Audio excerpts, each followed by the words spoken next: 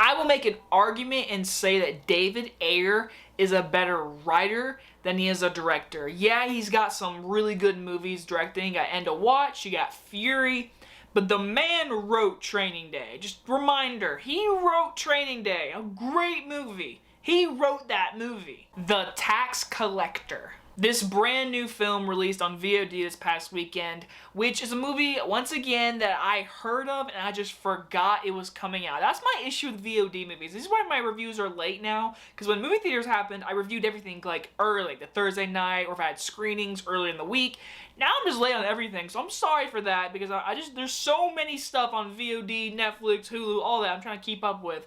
But don't worry. I'm here. I watched it. This film stars Bobby Soto and Shia LaBeouf and is about Bobby Soto as a tax collector who goes to gangsters and clubs and collects 30% tax with his bodyguard Shia LaBeouf. When things start to go from uncertain, clubs start to rival each other, and action starts to shoot. So the plot I just told you was the plot that I just watched from this movie. And because the title movie is called The Tax Collector, and the trailer is advertising the hell out of Shia LaBeouf, making it sound like he's the main dude. Not at all. I mean, Shia LaBeouf is in this movie, but he is not the main character. This movie is completely Bobby Soto's. It's his show. He's the tax collector, and he actually is the best actor, in my opinion, in this movie. He did a good job.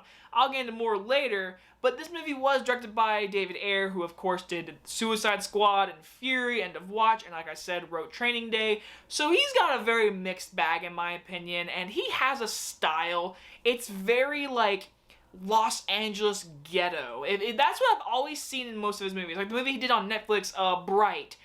Hands down, if I watch the movie, I'm like, David Ayer did this movie, and he did. This movie, he goes back to his roots, I would say, and I'll start with the positives. The movie looks good. I mean, David Ayer did a good job, even though I'm not a big fan of the slow-mo action scenes toward the end of the movie.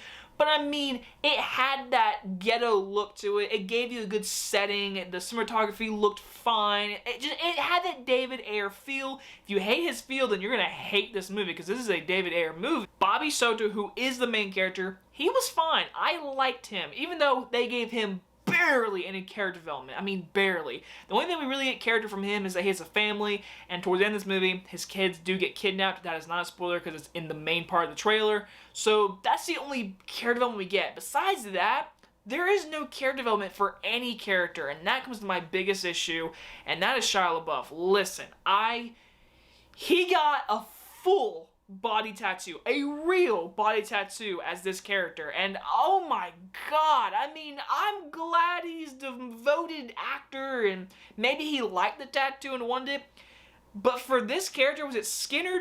Was that his name in the movie? He is, first off, forgettable.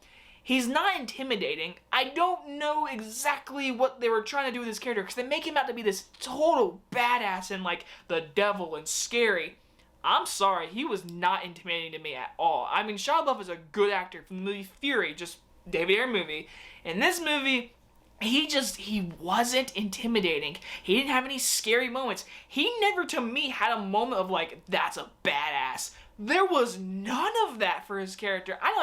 The only reason he is there is to be bodyguard and show off how cool he is.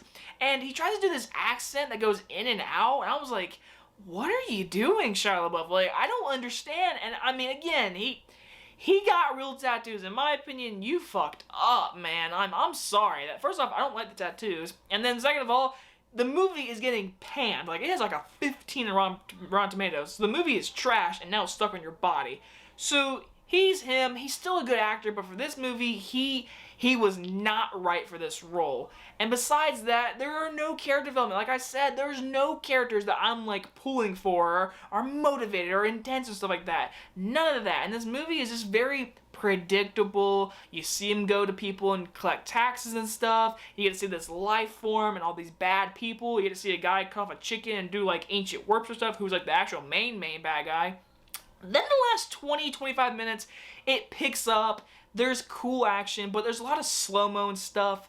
But overall, the movie is forgettable. You watch it once, and I never, ever have the urge to watch this movie again. I will give The Tax Collector a D+. I honestly would say if I wasn't a fan of David Ayer, because again, I'm not like the hugest fan, but I like David Ayer. He seems like a cool guy. He has his type of movies. If I wasn't that kind of person, this movie honestly might get like a D minus, maybe an F, because it just felt like mindless action and cursing at times, and I was just like, I'm not digging this movie right now. And I understand why the 15% Rotten Tomatoes, but if you like the movie, because I know people that like this movie, go ahead and like it. That's awesome. I'm glad you liked it, but for me, I'm okay. Anyway, guys, if you guys enjoy this review, and I will see you guys next time. Bye-bye, everyone.